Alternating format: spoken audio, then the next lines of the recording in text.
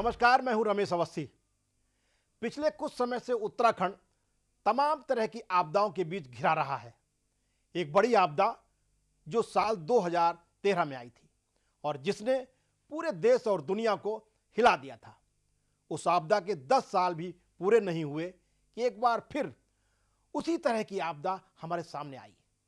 देवभूमि उत्तराखंड में man made disaster क्या हिमालय से छेड़छाड़ का नतीजा है? पहाड़ों पर बिना प्लानिंग होता है बेहताशा निर्माण, और जंगलों के दोहन से क्या कुदरत नाराज है?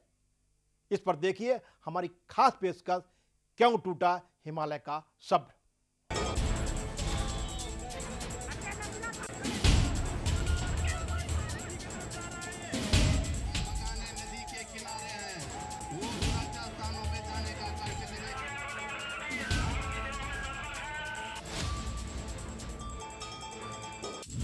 क्या नदियों को बांधने वाले बांध बनते जा रहे हैं वाटर बम?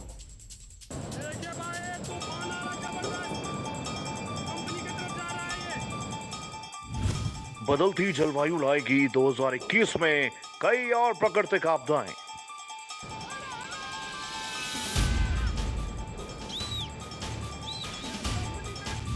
चार 486 ग्लेशियर झीलें, सिर्फ 6 ग्लेशियर झीलों की निगरानी।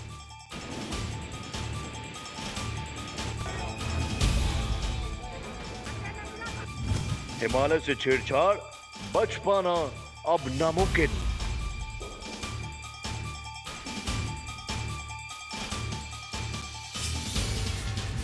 कुदरत का बड़ा इशारा, प्रकृति आखिर क्या चाहती है?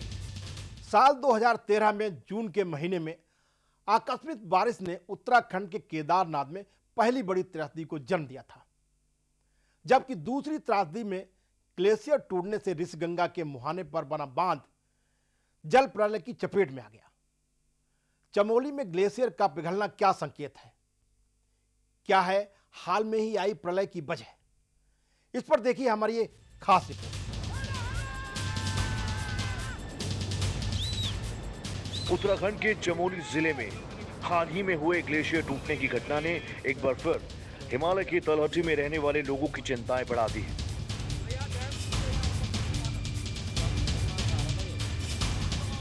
एक्सपर्ट्स का कहना है कि जोशीमठ में हुए मैन मेड डिजास्टर के पीछे एक नहीं बल्कि कई वजह हैं।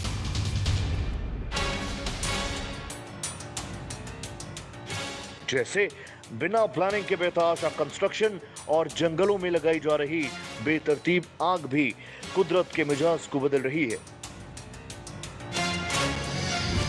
आंकड़ों के मुताबिक उत्तराखंड में 2000 से अब तक करीब 45,000 हेक्टेयर फॉरेस्ट एरिया को नुकसान पहुंचा है। फॉरेस्ट सर्वे ऑफ इंडिया के मुताबिक उत्तराखंड के जंगलों में आग अमूमन फरवरी से जून के बीच लगती है, मगर इस बार सर्दियों में केदारनाथ घाटी, पंचाचूली घाटी, कई इलाकों में कई दिनों तक जंगल जलते नजर आए। उत्तराखंड के एक्टिविस्ट समीर रतूड़ी बताते हैं, जंगल खत्म हो रहे हैं तो ग्लेशियर भी खिसक रहे हैं। गंगोत्री और गोमुख ग्लेशियर इसके ताजा उदाहरण हैं। पिछले 5 सालों में करीब 1798 प्रोजेक्ट्स ने पर्यावरण मंजूरी से जुड़ी शर्तों का उल्लंघन किया है। सबसे ज्यादा 259 प्रोजेक्ट्स हरियाणा के हैं।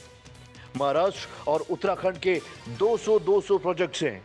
7 राज्यों में 100 से अधिक परियोजनाओं ने नियमों को तार कर दिया है। नियम तोड़ने वाले 72% प्रोजेक्ट इंफ्रा और उद्योग प्रोजेक्ट के हैं। नियम तोड़ने वाली परियोजनाओं में सबसे ज्यादा 72% हिस्सा औद्योगिक और इंफ्रा प्रोजेक्ट्स का है। उद्योग की 679 परियोजनाओं में नियमों का उल्लंघन किया गया, तो वहीं इंफ्रास्ट्रक्चर और सीआरजेड की 626 परियोजनाएं, गैर कोयला खनन वाली 305 और कोयला खनन से जुड़े 92 प्रोजेक्ट्स में नियमों की अनदेखी की गई। किसी भी प्रोजेक्ट में पर्यावरण मंजूरी के लिए केवल शर्तें तय करना ही काफी नहीं है, उसकी निगरानी और जब तक प्रोजेक्ट का उद्देश्य पूरा नहीं हो जाता तब तक मंत्रालय की जिम्मेदारी बनी रहती है। जियोलॉजिकल सर्वे के अनुसार उत्तराखंड में 13 ग्लेशियर झीलें बेहद संवेदनशील स्थिति में हैं। जियोलॉजिकल सर्वे ऑफ इंडिया के मुताबिक उत्तराखंड में 486 ग्लेशियर लिस्टेड हैं। इनमें से सिर्फ 6 की ही नियमित निगरानी हो पाती है। हालांकि वारियर इंस्टीट्यूट का अनुमान है कि उत्तराखंड के क्षेत्र में करीब 1,500 ग्लेशियर्स मौजूद हैं। वारियर इंस्टीट्यूट ही गंगोत्री, चौड़ाबाड़ी, डोरियानी, पिंडारी, दूनागिरी व कफना ग्लेशियर पर रियल टाइम निगरानी करता है।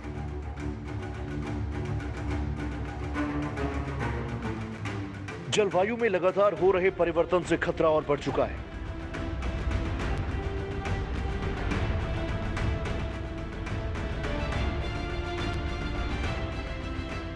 साल 2021 प्राकृतिक आपदाओं का साल होगा, जो मानवता के लिए बड़ा खतरा साबित हो सकता है।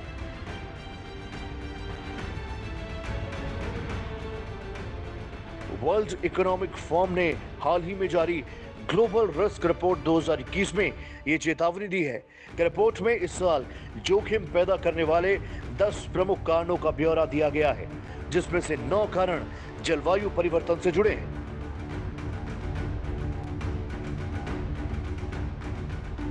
उत्तराखंड में नंदा देवी ग्लेशियर फटने की घटना को भी पर्यावरणविद जलवायु परिवर्तन से जुड़ा मान रहे हैं।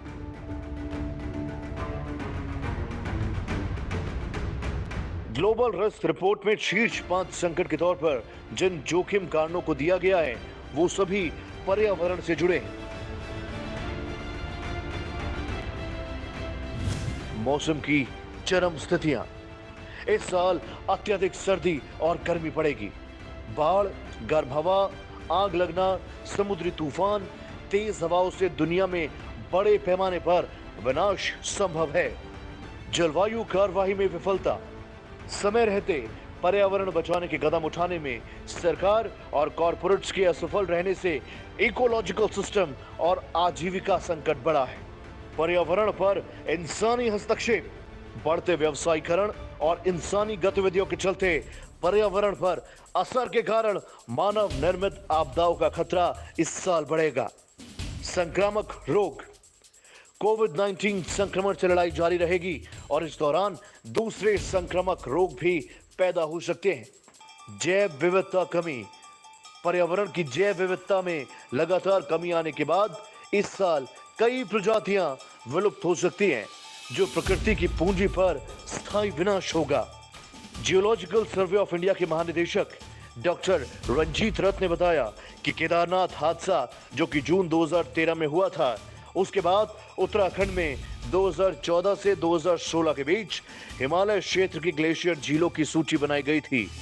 इनमें से 13 ग्लेशियर झीलें बेहद संवेदनशील हैं, जिनमें ग्लेशियर लेक आउटबर्स्ट फ्लड यानी ग्लोव की संभावना सबसे अधिक है। कुदरत का बड़ा इशारा है 2020 का उत्तराखंड हादसा।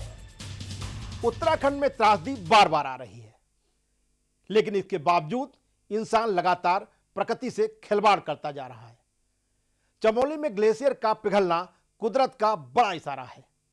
हिमालय कह रहा है कि अब मैं और मानवीय दखल नहीं झेल सकता। देखिए हमारी ये खास रिपोर्ट। पिछले कुछ समय से उत्तराखंड तमाम तरह की आपदाओं के बीच घिरा रहा है।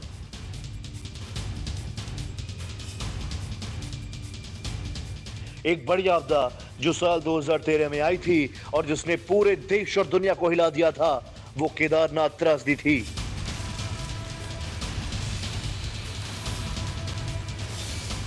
उस आपदा के 10 साल भी पूरे नहीं हुए कि फिर वैसी ही एक आपदा हमारे सामने आई।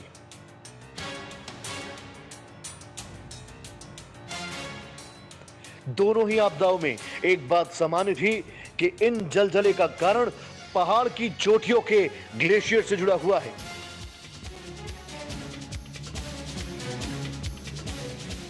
हिमालय की पीड़ा प्राकृतिक नहीं है। हिमालय सरकार के आत्मघाती मानसिकता की चपेट में है।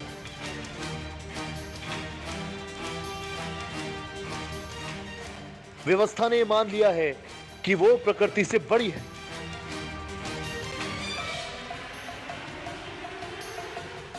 चमोली की ऋषिगंगा नदी पर बन रहा बांध इसकी मिसाल है।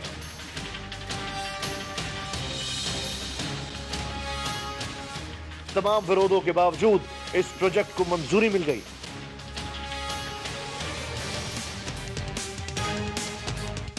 सरकार की अज्ञानता और निरक्षरता देखिए। 2013 में केदारनाथ त्रासदी के बाद सुप्रीम कोर्ट की रिव्यू कमेटी बनाई गई, जिसका काम था हिमालय के संवेदनशील भागों में चल रहे प्रोजेक्ट्स का रिव्यू करना।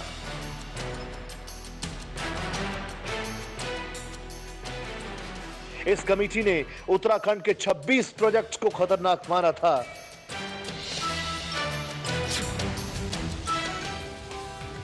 इनमें तबाह हुआ ऋषिगंगा प्रोजेक्ट भी शामिल था, क्योंकि यह ग्लेशियर के मुहाने पर बन रहा था। यहां प्रोजेक्ट बनाकर सरकार आपदा को आमंत्रण तो दे चुकी थी, बस घटना की तारीख तय नहीं थी। कह सकते हैं कि हम आपदा को बस टाल रहे थे।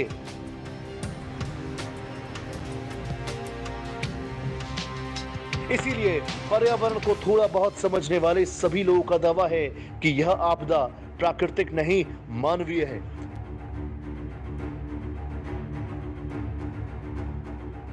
सुप्रीम कोर्ट की कमेटी ने सरकार को बताया कि इस प्रोजेक्ट के ठीक पीछे बड़े और भारी ग्लेशियर बनते हैं जो दरक सकते हैं।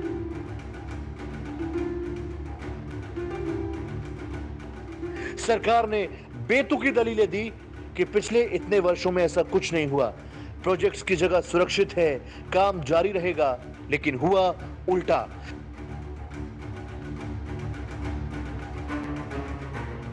क्योंकि जो सालों नहीं हुआ वो कभी भी हो जाए, इसी का नाम प्रकृति है।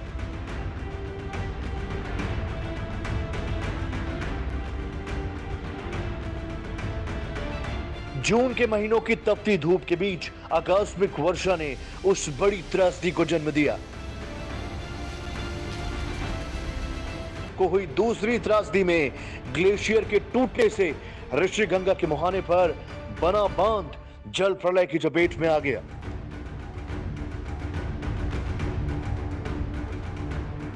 दूरस्थ पहाड़ियों के बीच में से निकलती ग्लेशियर पोषित ऋषिगंगा नदी पर बांध बना लेना हमारी गलती इसलिए भी थी कि ग्लेशियर के नजदीक बांध बनाने की सोच नहीं जा सकती।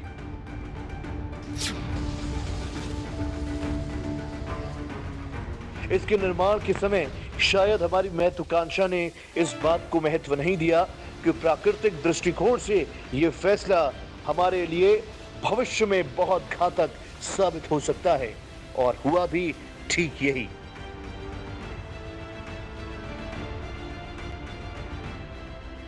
चिपको आंदोलन की जमीन रैणी और लाता में ऋषिगंगा नदी पर बने बांध का बह जाना कई सवाल करता है।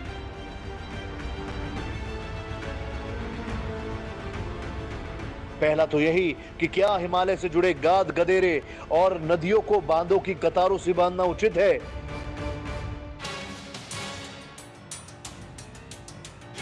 और अगर हमने ऐसा किया तो क्या हम उन खतरों को नकार सकते हैं जो इस तरह के बांधों के टूटने का कारण बनते हैं?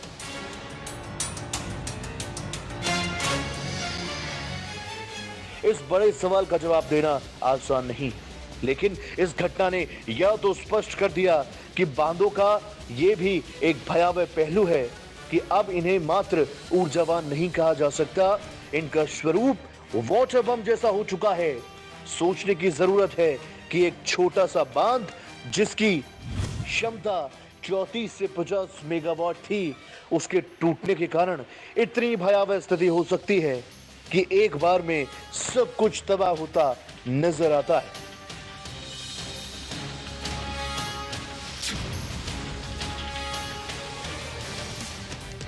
जिस तरह से बांध टूटा, वहां से 50 से 100 किलोमीटर तक नदी ने भयानक तेवर दिखाए।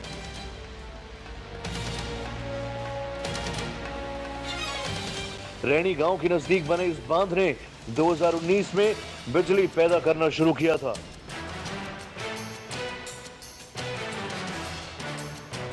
इसमें अभी भी छोटे मोटे कार्य चल रहे थे। जाहिर है वहां मजदूर भी थे। यहां 155 से अधिक मजदूरों के हताहत होने की आशंका है।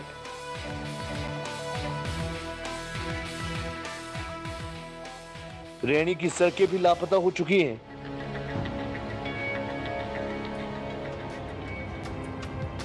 रैणी पार जुगजू गांव का पुल भी अब नहीं रहा।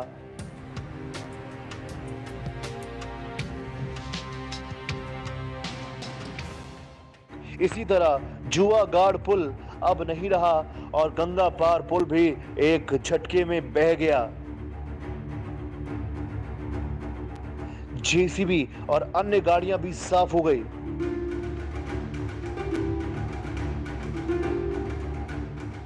आपदा ने कई स्थानीय सवालों के साथ बिगड़ते पर्यावरण के सवाल भी खड़े किए।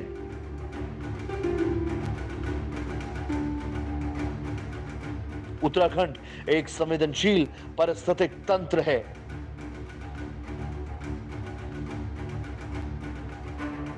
उत्तराखंड राज्य बनने के समय मन में यह उत्साह था कि यहां विकास की शैली ऐसी हो जो इसके स्वभाव से जुड़ी हो, ताकि यह राज्य दुनिया में अपने आप को नए सिरे से स्थापित कर सके।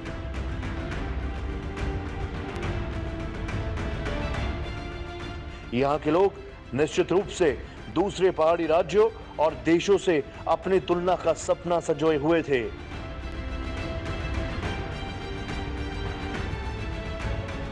इस पहाड़ की तुलना हम स्विट्जरलैंड से करने जा रहे थे या अपने आप को भूटान जैसा देश बनाने के पक्ष में थे, लेकिन यह सब कुछ आज धराशायी होता हुआ नजर आता है।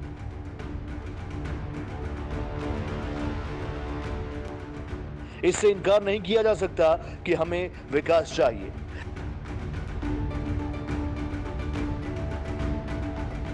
लेकिन इस सिलसिले में इस पर जोर देना हम बार बार चूक जाते हैं कि हमारे विकास में पारिस्थितिकीय समावेश होना चाहिए।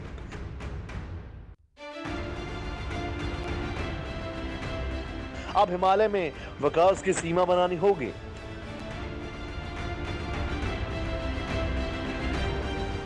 हिमालयी राज्यों की स्थापना में कहीं यह शर्त भी थी कि विकास की इनकी शैली ऐसी होगी जो इनके स्वभाव से मेल खाए, लेकिन दुर्भाग्य ऐसा हुआ नहीं।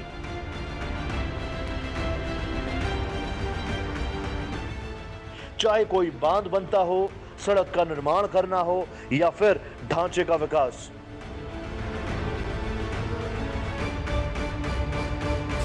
अगर इन सब में पारिस्थितिकी का जुड़ाव नहीं होगा तो उसके वही परिणाम हमारे सामने होंगे जो आज हमें ऋषिगंगा में दिखाई देते हैं।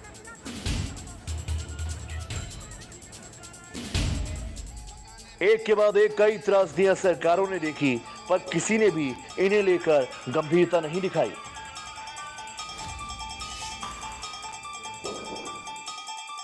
देश दुनिया में ऊर्जा की बढ़ती मांग और इसके जवाब में खड़ी की जा रही बांधों की कतार देखकर तो यही लगता है कि ऐसे दुष्परिणाम आने वाले समय में हमें झेलते रहने होंगे।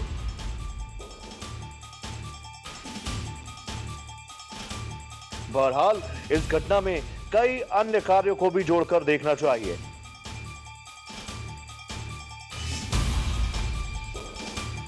पहला, धरती का बढ़ता तापमान हिमखंडों को स्थिर नहीं रख पाता।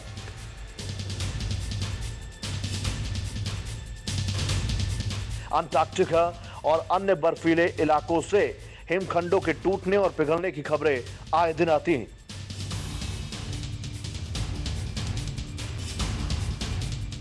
दूसरी महत्वपूर्ण बात यह कि इस तरह के बांध बनाते समय हिमखंडों से सुरक्षित दूरी भी बरकरार नहीं रखी जाती।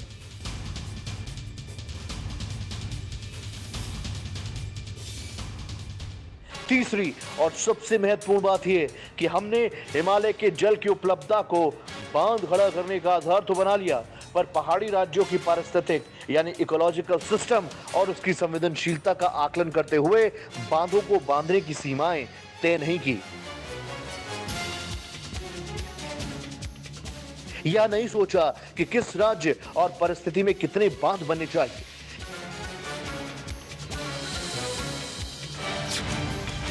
कम से कम अब इस घटना के बाद तत्काल मुद्दे को लेकर व्यापक विचार विमर्श होना चाहिए कि हमारे बांधों और अन्य विकास परियोजनाओं की क्या सीमा हो, ताकि वो हमारे लिए खतरा न बन जाए।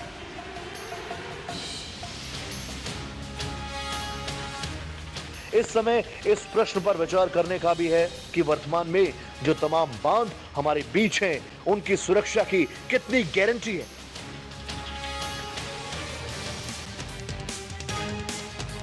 अगर आज हमने इन सवालों के उत्तर नहीं ढूंढे और कोई ठोस निर्णय नहीं लिया तो ऋषिगंगा जैसे हालात फिर खड़े हो जाएंगे।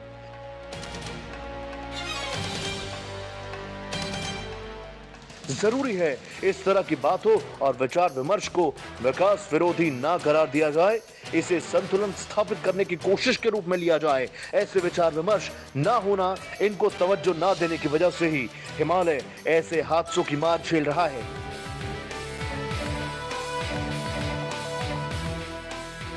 समझना होगा कि हिमालय की बर्बादी मात्र हिमालय तक सीमित नहीं रहेगी। इसके चौतरफा दुष्परिणामों से गैर हिमालयी राज्यों भी ज्यादा समय तक अछूते नहीं रहेंगे।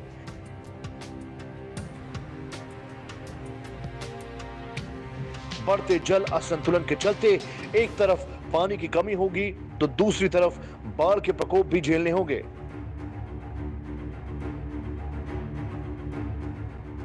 आज ज्यादातर हिमालयी राज्य शोषण का हिस्सा बने हुए हैं। हिमालय पूरे देश की जरूरत है, इसीलिए सबको इसकी चिंता से जुड़ना होगा। अभी भी देर नहीं हुई है। हमें यह संकेत समझ लेना चाहिए कि प्रकृति आखिर इंसान से चाहती क्या है।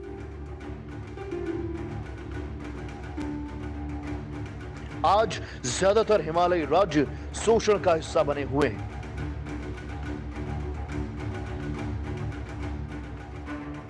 हिमालय पूरे देश की आवश्यकता है, इसलिए सबको इस चिंता से जुड़ना होगा।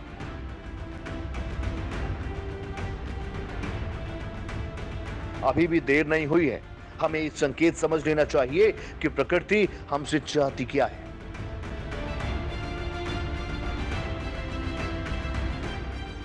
बार बार उस तरह के संकेत आ रहे हैं जो प्रकृति के साथ छेड़छाड़ से जुड़े हैं।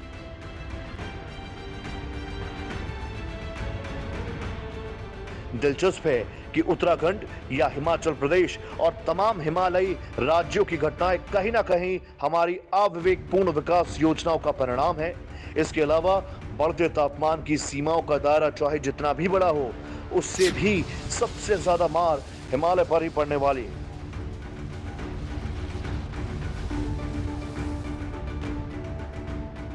प्रकृति के संकेतों को समझना वैसे सिर्फ हिमालय के संदर्भ में नहीं है, हर लिहाज से आज की सबसे बड़ी जरूरत है।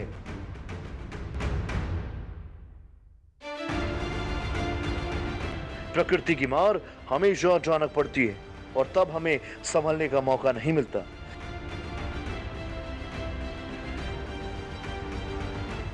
लेकिन प्रकृति अब शायद हमें भूलने नहीं देगी, क्योंकि हमारी सोच बदलती नजर नहीं आती।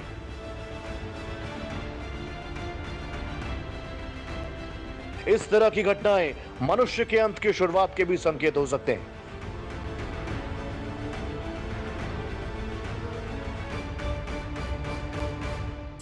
ईश्वर तो एक बार हमें माफ भी कर दे, पर शायद प्रकृति माफ नहीं करेगी, क्योंकि हमने बार बार अपनी सीमाओं को तोड़ा है। इसीलिए हम सबको सामूहिक रूप से यह तय करना पड़ेगा कि चाहे हिमालय राज्य हो या गैर हिमालय, कुदरत के तकाजों की अब और अवहेलना नहीं होनी चाहिए।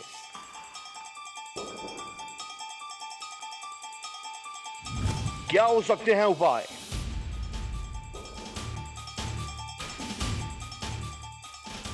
हमें अपनी पारिस्थितिक दायित्व, इकोलॉजिकल ऑब्लिगेशन को समझते हुए अपनी भूमिका इस रूप में तय करनी होगी कि या तो हम कम ऊर्जा का उपयोग करें जिससे प्रकृति को नुकसान ना हो, या फिर अन्य उपायों से यह सुनिश्चित करें कि प्रकृति को संभालने में हमारी अधिक से अधिक भागीदारी हो।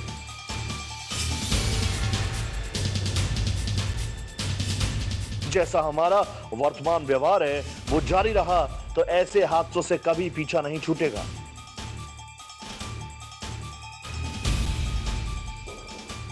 अंतर्राष्ट्रीय रिपोर्ट्स के अनुसार अगर हमने अपना यही रुख बरकरार रखा तो 21वीं सदी के समाप्त होने तक हम ऐसे उच्च तापक्रम में पहुंच जाएंगे कि समुद्र काफी सारी जमीनों को निगल लेगा। प्रदूषण उस स्तर तक पहुंच चुका होगा कि हमारे लिए सांस लेना दूभर हो जाएगा।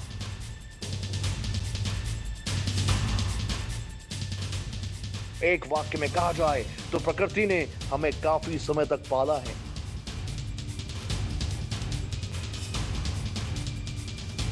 अब समय आ गया है जब हम अपना दायित्व समझते हुए प्रकृति को संभालें, तभी हम बच पाएंगे। ब्यूरो रिपोर्ट, सहारा समय। वर्तमान त्रासदी को हम शायद जल्दी भूल जाते हैं, लेकिन प्रकृति अब शायद हमें भूलने नहीं देगी, क्योंकि हमारी सोच बदलती नहीं दिखाई दे रही। इस तरह की घटनाएं मनुष्य के अंत की शुरुआत के संकेत भी हो सकते हैं, क्योंकि हिमालय पूरे देश की जरूरत है। हिमालय से खिलवाड़ मानव जीवन से खिलवाड़ है, इसलिए सबको इसकी चिंता से जुड़ना होगा। ईश्वर तो एक बार फिर भी हमें माफ कर सकते हैं, पर शायद प्रकृति हमें माफ नहीं करेगी, क्योंकि हमने बार बार अपनी सीमाएं तोड़ी हैं, और शायद इसी वजह से टूटा हिमालय का सब्र। ये थी हमारी खास पेशकश। आप जुड़े रहिए सहारा समय के साथ। सहारा पढ़ाओ।